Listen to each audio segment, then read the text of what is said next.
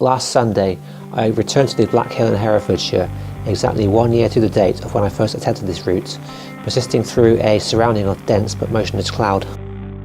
A good 12 inches of snow had fallen across the region 1 week earlier, much of which appeared to have since evaporated from the Herefordshire landscape beneath us.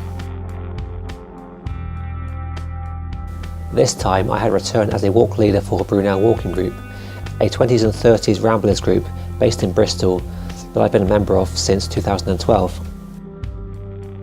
As we began to climb and follow the cat's back, we found the snow to be a little more than knee deep in many places, bearing in mind that I am 6'1" tall.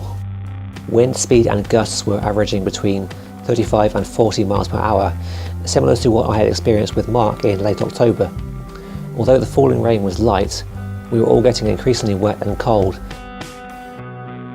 I made the slightly controversial decision to press on towards the trig point at Hay Bluff, crossing the Welsh border to reach our highest point of the day. Several people were asking about lunch.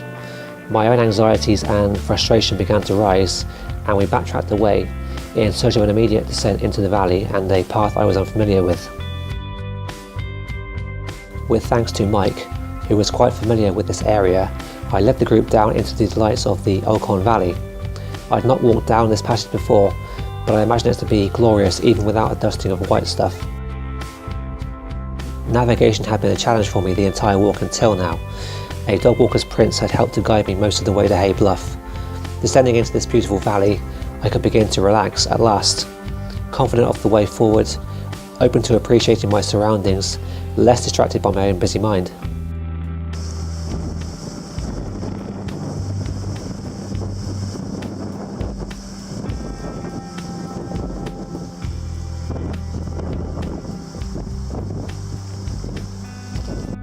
This had been my first experience of properly hiking in the snow, and more importantly, it was my first time leading in such conditions.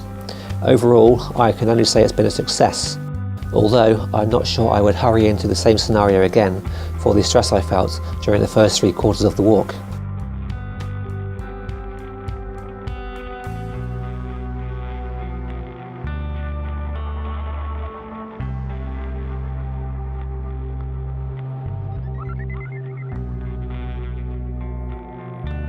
I spotted a series of very large footprints in the snow, approximately double the size of my own and with clear toe features. Too large for any cat, I thought. A Google image search suggests it to be more bear-like than Bigfoot. Is Herefordshire known for bear sightings? I've only read about panthers being seen in the Black Mountains.